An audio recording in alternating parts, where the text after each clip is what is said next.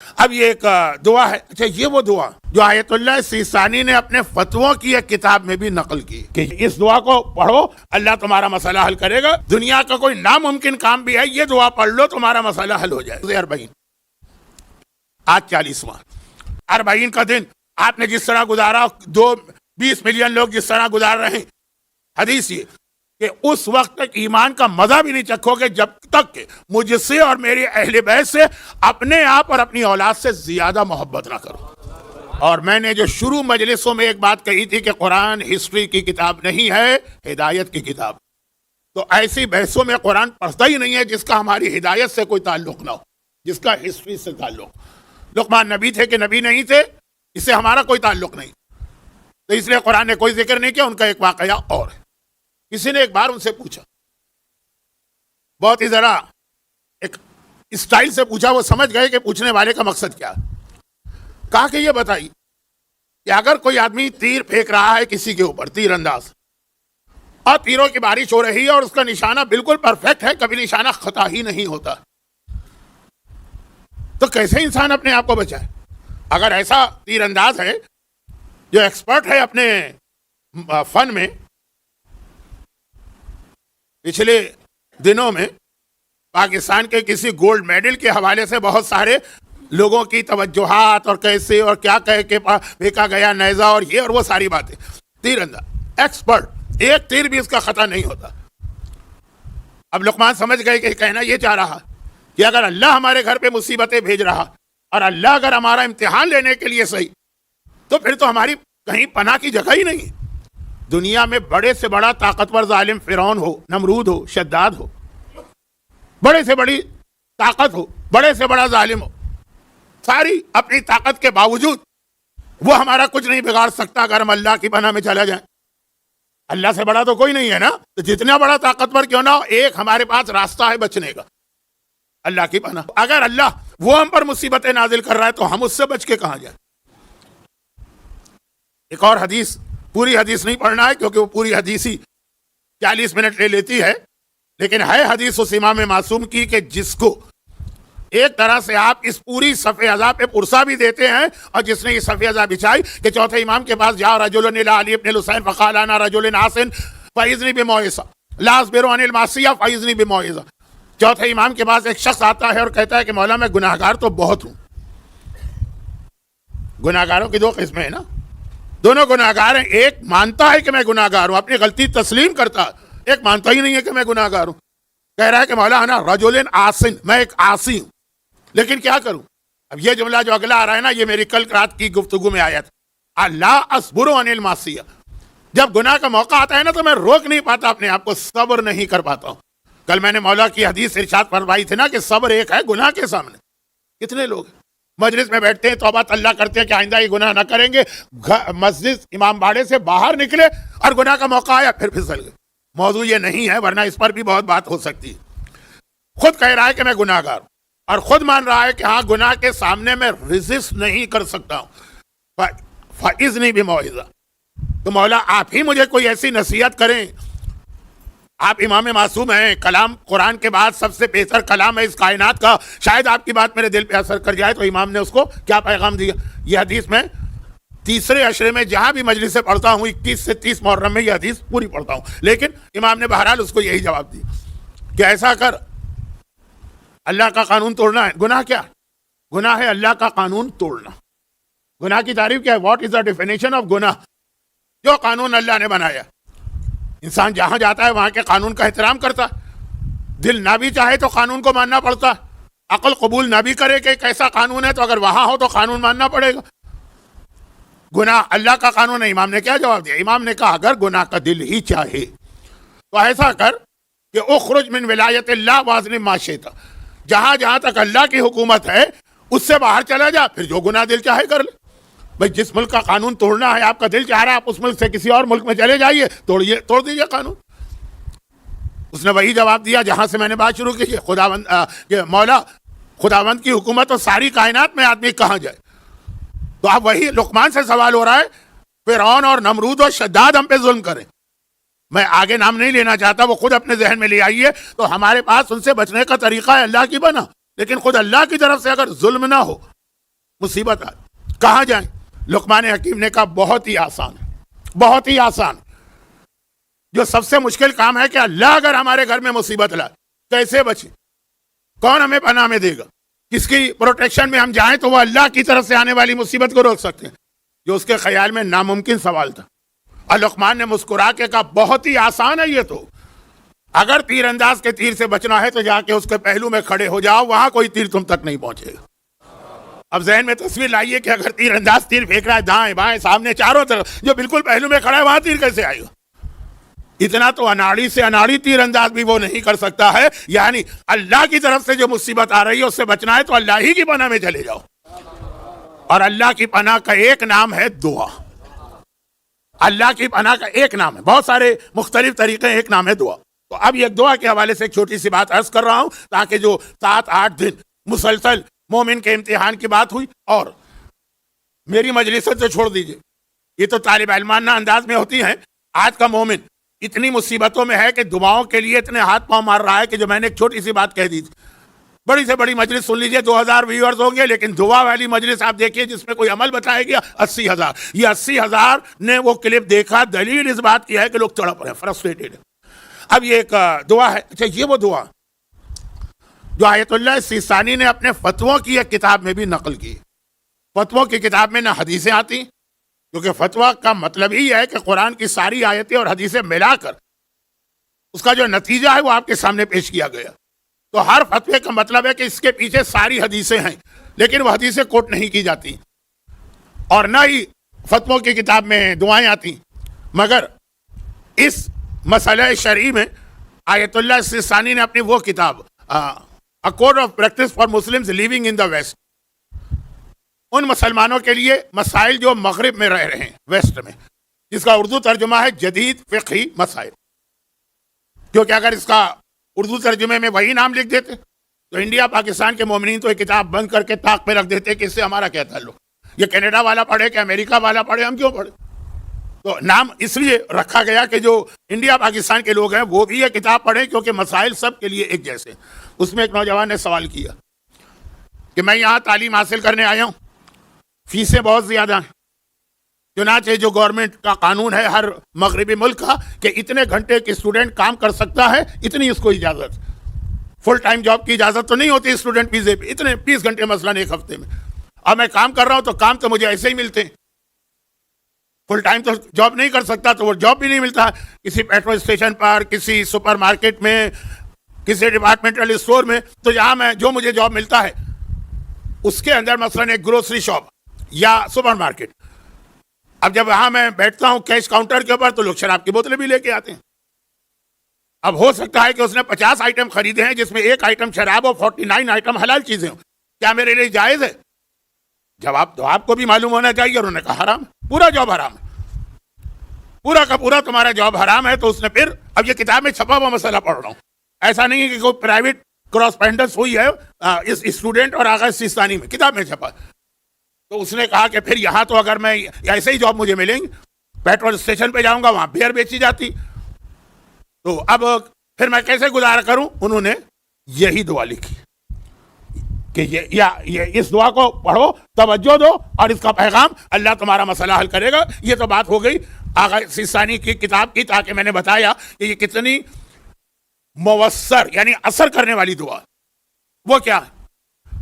چھوٹا سا واقعہ، جو واقعہ میرے ذہن میں مکس اپ ہو گیا تھا نا، تو اب میں ایکچوئل واقعہ پڑھ رہا ہوں. واقعہ مکس اپ کیسے ہوا تھا کہ ایک یمن کے بادشاہ کا واقعہ تھا، 10ویں امام کا. آدھا میں نے یمن کے بادشاہ کا واقعہ پڑھا، نتیجہ 10ویں امام والے واقعے سے ملا لیا. تو یہ جو بات اپنی جگہ صحیح رہی، لیکن الگ. اب سنیے، یمن کا ایک بادشاہ، پرانے زمانے میں دنیا کی 4 بڑی حکومتوں میں سے ایک، حضرت سلیمان و داؤد، سلیمان و داؤد، سلیمان و داؤد. 2-3 مجلسوں میں یہ تذکرہ آیا نا، تو حضرت سلیمان کی شادی کس سے ہوئی ہے؟ یمن کی ملکہ بلقیس سے، جسے انگریزی میں شاید شیبہ کہتے ہیں، کوئن شیبہ. خیر، بہت بڑی سلطنت. بلکہ حدود جو پیغام لے کر آیا، حدود جب وہ دیکھ کر آیا ملکہ بلقیس کی حکومت تو حیران ہو گیا وہ حدود. اور حضرت ابراہیم، حضرت سلیمان، اور پھر وہ جس کے پاس علم کتاب ہے اس کا وہ تخت لانا، یہ سب آپ مجلسوں میں سنتے ہیں. اس کو ایک طرف رکھیے، بہت بڑی حکومت. لیکن اکیلی نہیں، اسی زمانے میں 3-4 چین کی حکومت بہت بڑی تھی, اسی زمانے میں ہندوستان کی حکومت بہت بڑی تھی. یہ سلیمان نبی سے بھی پہلے کی بات کر رہا ہوں. یمن کا بادشاہ نہیں, سلیمان نبی سے پہلے کی بات نہیں کر رہا ہوں, پھر غلط دھوکہ کھا گئے, اسلام کے بعد کی بات. اب یہ کہ جو بڑے حکومتیں ہوتی ہیں نا, وہ ایک دوسرے سے بعض چیزوں میں مقابلہ کرتے ہیں. یعنی کسی کے پاس کوئی ایسی یونیک چیز آ جائے جو دوسرے کے پاس نہیں, تو وہ فخر کے ساتھ دکھاتا ہے یہ میرے پاس ہے, بتاؤ تمہارے پاس ہے کہ نہیں. اس کے پاس ایک بہت بڑا موتی آ گیا, مرغی کے انڈے سے بڑا. اتنا بڑا موتی. آج بھی نیوز آ رہی تھی کہ دنیا کا دوسرا بڑا ہیرا نکلا ہے, پتہ نہیں 40 کا دن تھا. میرے پاس تو ان فضولیات کا وقت نہیں تھا کہ میں تفصیل پڑھتا. اب وہ جو ہے دنیا کے مختلف بادشاہوں کو دکھاتا ہے, بلوا کے ان کے وزیروں کو, سفیروں کو, یہ ہے ہمارے پاس. ایک فخر کی چیز ہوتی ہے. ہندوستان کے لوگ تاج محل دکھائیں گے, فخر کی چیز.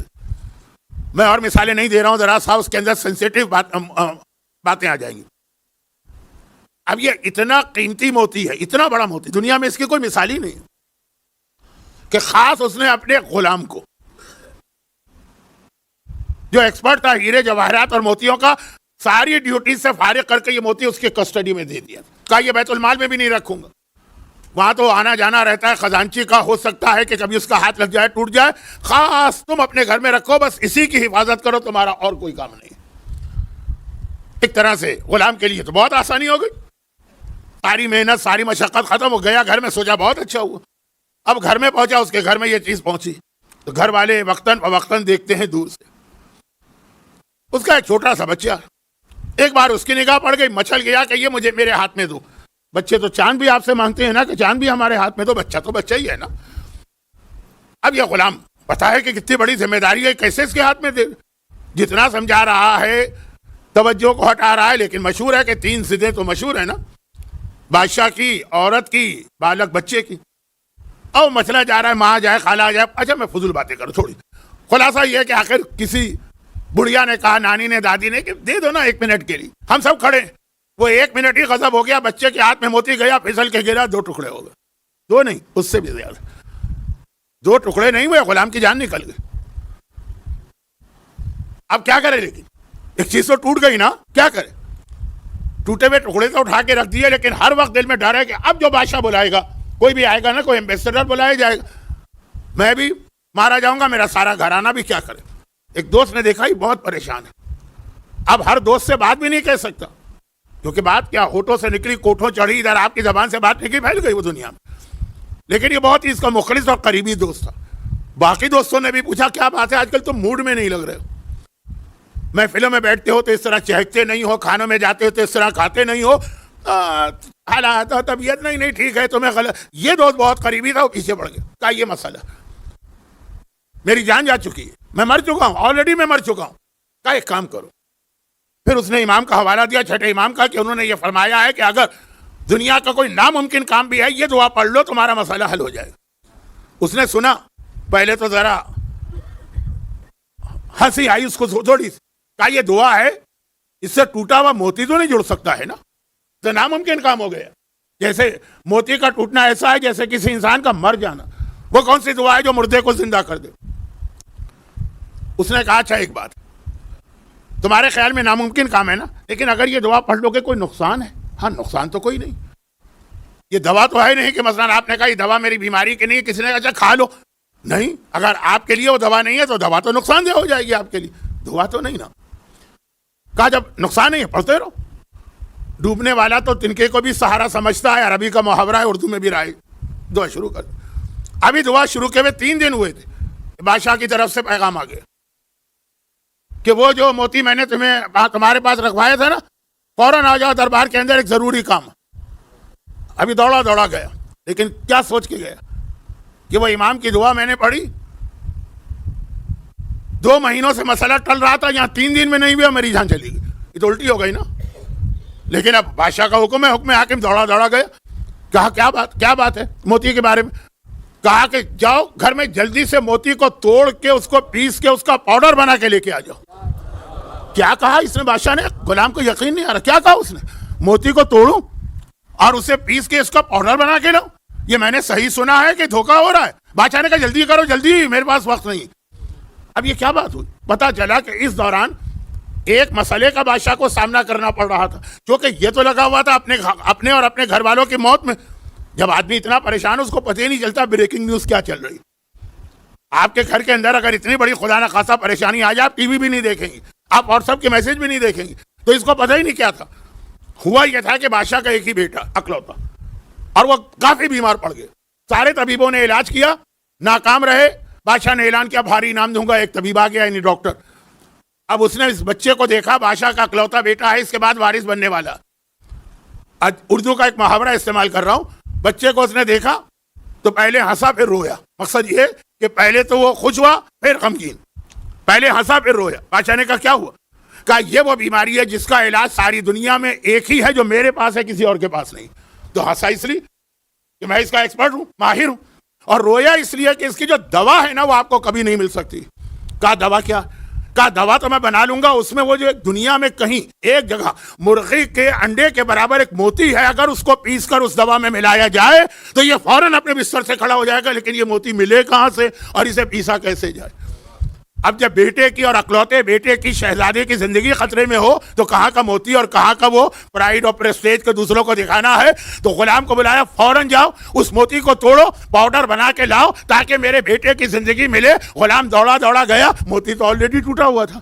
چنانچہ پاؤڈر بنا کے آیا. بادشاہ نے ڈبل انعام دیا. اتنے جلدی تم آ گئے, میں تو سوچ بھی نہیں سکتا تھا. تو جس مصیبت میں وہ پھانسی اور اپنے سارے بچوں کی اور گھر والوں کی موت دیکھ رہا تھا, اس مصیبت میں اس کو ڈبل انعام ملا کہ خوش ہو گیا. بادشاہ اتنی جلدی دوا بن گئی ہے. تب اس نے کہا کہ یقیناً میرے دوست نے صحیح کہا تھا, کائنات کی ہر چیز غلط ہو سکتی ہے, صادق آل محمد کا فرمان غلط نہیں ہو سکتا. اب وہ فرمان کیا ہے؟ وہ فرمان کیا ہے؟ اچھا, اب اس میں آدھا واقعہ تو میں نے پڑھا تھا, لیکن اس کے بعد یہ جو موتی توڑا گیا شہزادے کی بیماری سے, یہ میں مکس اپ کر گیا 10ویں امام کے اس واقعے سے جو یونس سے نقاش کا. وہاں بھی ایسے ایک واقعہ یونس کا. 10ویں امام کا نام تیسری بار آ جا رہا ہے 2 دن کے اندر اندر. زیارت کے حوالے سے بھی نام آیا, دوپہر میں کل رات کثیر کسے کہتے ہیں اس حوالے سے بھی. یہ سب مشہور واقعات. آپ 10ویں امام کی ولادت کی محفل میں بھی بیٹھتے ہیں, شہادت کی مجلس میں بھی یہی 3 واقعات تو پڑھے جاتے ہیں. اس لیے میں صرف اشارہ کر رہا ہوں, ضرورت بھی نہیں تھی کیونکہ وہ موضوع وہ نہیں. لیکن اب یہ بات ہے کہ وہ دعا کیا تھی. وہ سورہ طلاق کی آیت نمبر 2 اور آیت نمبر 3, مگر آیت نمبر 2 پوری نہیں, آدھی آیت آخری. وَمَن يَتَّقِ اللَّهَ يَجْعَلْ لَهُ مَخْرَجًا وَيَرْزُقْهُ مِنْ حَيْثُ لَا يَحْتَسِبُ وَمَن يَتَوَكَّلْ عَلَى اللَّهِ فَهُوَ حَسْبُهُ إِنَّ اللَّهَ بَالِغُ أَمْرِهِ وَقَدْ جَعَلَ اللَّهُ لِكُلِّ شَيْءٍ قَدْرًا. یہاں پہ آیت مکمل ہوئی, گول دائرہ بنے گا, نمبر 3 لکھا ہوگا. آیت نمبر 2 کا آدھا حصہ. یہ آیت آ گئے سیسانین. اس نوجوان کے سوال کے جواب میں لکھی جو یہی کمپلین کر رہا کہ یہاں پہ مجھے جتنے گھنٹے جاب کی اجازت ہے اس میں جو جاب ملتے ہیں اس کے اندر شراب یا بیئر تو آ ہی جاتی ہے. یہ آیت لکھی, پڑھو اسے. اب آیت کا ترجمہ ہی کافی ہے بتانے کے لیے کہ یہ آیت کتنا اسٹرانگ میسج دے رہی ہے. وَمَن يَتَّقِ اللَّهَ, جو اللہ سے ڈرتا ہے یعنی تقوی اختیار کرتا ہے, يَجْعَلْ لَهُ مَخْرَجًا. مخرج تو آپ یہاں جانتے ہیں, ہائی وے پہ سفر کرتے ہیں, اللہ اس کے لیے راستہ بناتا ہے پریشانی سے بچ نکلنے کا, مخرج بناتا ہے. ایک ایکسٹ ہوتا ہے, پریشانی آ رہی ہے, ایک ایکسٹ. بھائی کبھی ایسا ہے آپ جا رہے ہیں کسی ہائی وے پہ, بہت زیادہ ٹریفک جام, نیئرسٹ ایگزٹ سے آپ جو ہے نا ٹرن لے لیتے ہیں کہ اس سے نکلو, اس پریشانی سے وہاں چلے جاؤ. یہ مثالیں آپ کے لیے تو روزانہ کی. قرآن کی آیت وہی لفظ مخرج آیا ہے, یجعل لہ مخرجا ویرزقہ. اس ٹکڑے کی وجہ سے آغاز سیستانی نے اس نوجوان سے کہا, اور اللہ تمہیں رزق دے گا من حیث لا یحتسب, ایسی جگہ سے تم سوچ بھی نہیں سکتے تھے کہ وہاں سے بھی رزق مل سکتا, مگر اللہ دے گا. اللہ دے گا, ایک مخرج بنائے گا اور اللہ دے گا. ہاں یہ ایک شرط ہے, وَمَن يَتَوَكَّلْ عَلَى اللَّهِ فَهُوَ حَسْبُهُ. جو اللہ پہ بھروسہ کرے اللہ اس کے لیے کافی ہے. اگر تمہیں بھروسہ ہی نہ ہو, اگر تم ہر وقت شک میں ہی مبتلا رہو, جو روایت میں ہے نا کہ اگر کسی کو یہ یقین ہے کہ اللہ کے خزانے بھرے ہیں اور اللہ زندہ ہے, وہ اپنے رزق کے لیے پریشان نہ ہو. پریشان وہ جسے یا تو اللہ کی موت کا یقین ہو جائے کہ بھائی جس نے وعدہ کیا تھا رزق دینے کا وہی مر گیا, یا اسے یہ ہو کہ نہیں وہ ہے تو لیکن بینکرپٹ ہو گیا, اب وعدہ بھی پورا نہیں کر سکتا. تو اگر کوئی مومن ایسا ہے جس کو یا تو اللہ کی موت کی اطلاع مل گئی ہے, اس کے واٹس ایپ پہ میسج آ گیا ہوگا, یا یہ کہ اس کو یہ پتا چل گیا کہ اللہ بینکرپٹ ہو گیا ہے, نعوذ باللہ, پھر وہ سوچے. لیکن وَمَن يَتَوَكَّلْ عَلَى اللَّهِ فَهُوَ حَسْبُهُ, اگر آپ کا اللہ پہ بھروسہ ہے وہی اللہ آپ کے لیے کافی ہے. البتہ یہ آیت چل رہی ہے قَدْ جَعَلَ اللَّهُ لِكُلِّ شَيْءٍ قَدْرًا, اللہ نے ہر چیز کے لیے ایک وقت مقرر کیا. آپ کی پریشانی دور ہوگی, آپ کی مصیبت دور ہوگی. ہم اور آپ تو اس طرح چھوٹی پریشانی میں فریاد کرتے ہیں, اہل بیت کا یقین کامل تھا کہ کوفہ ہو کہ شام ہو یہ امتحان ایک وقت مکمل ہوگا اور ہم مدینے میں نانا کے شہر میں آئیں گے. یہاں منزل مصائب تھوڑی دیر کے بعد.